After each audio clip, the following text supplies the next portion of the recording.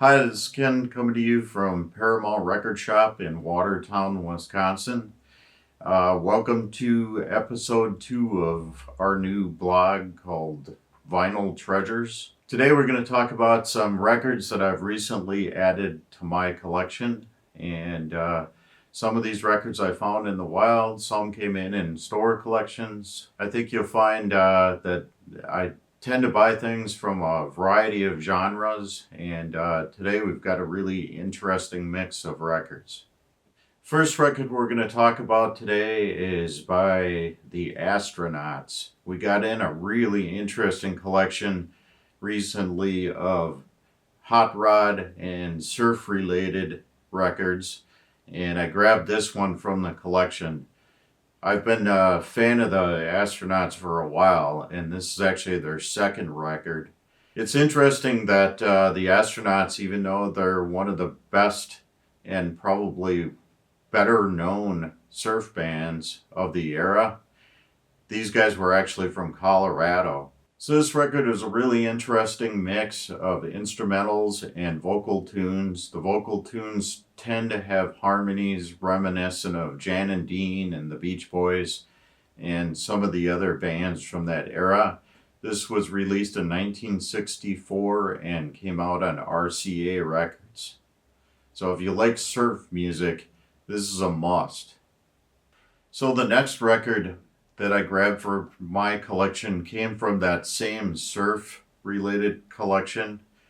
Came into this store, and this is a record I've been looking for a while. Wayne Fontana and the Mindbenders, The Game of Love. Actually, the single The Game of Love came out in 1964, and the album came out in 1965. So this is kind of reminiscent of the early British invasion records, like the Yardbirds, the early Rolling Stones, that sort of thing. Kind of raw and bluesy. But like a lot of these records, people tend to just be familiar with the single. And I think the rest of the album is worth a listen. It's a pretty good record all in all. There's a couple of covers on here, and I think they tend to retain that early rock and roll vibe, and it's a good listen. The next record that I recently found for my collection is another British invasion record by the band The Searchers. This is called Meet the Searchers, and the hit on this, of course, is Needles and Pins. This was released in 1964 as well, and this is actually the mono version of this. It sounds amazing. Great harmonies, again, raw and bluesy, and just fun to listen to if you like stuff from that era.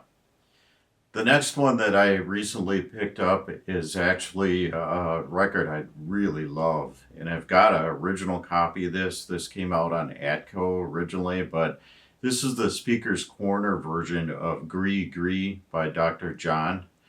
This record is an amazing psychedelic kind of Louisiana Bayou blues record. Came out in '68, produced by the great Harold Batiste. And this is actually the debut record from Dr. John. And the reason why I wanted to show this version, I usually don't buy versions of records that I've got a really good original copy, but this Speaker's Corner version is something I've read about, and I gotta say it really does sound a lot better than the original version.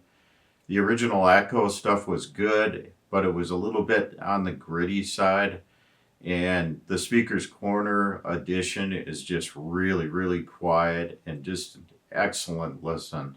A lot of detail, and I'm glad I have both versions of this because it's a record I really love. So the last one in this grouping is another recording that I've loved for years and years. Steve Earle, Train of Comin. I've been listening to this on CD for years. It originally only came out on CD in 1994, and this version which I've been hunting for a long time. Actually came out in 2014 on Plain Records. Nobody really knows who Plain Records are, but I think they were actually distributed by Rhino. So it turns out it is a really nice, clean, and quiet pressing of this record. It's such an excellent record. This was recorded after Steve Earle got clean. He had some drug problems in Nashville and came out, did this with Peter Rowan. Norman Blake is on here, and Emmy Lou Harris does some excellent background vocals. So if you like Steve Earle, look around for this version. It is a great pressing. So that's our second episode of Vinyl Treasures. I hope you enjoyed seeing these records. Please let us know what your thoughts are. I'm going to be showing records from a variety of genres, and it just kind of depends upon what I'm picking up at that time. So let us know what you think, and thanks for tuning in.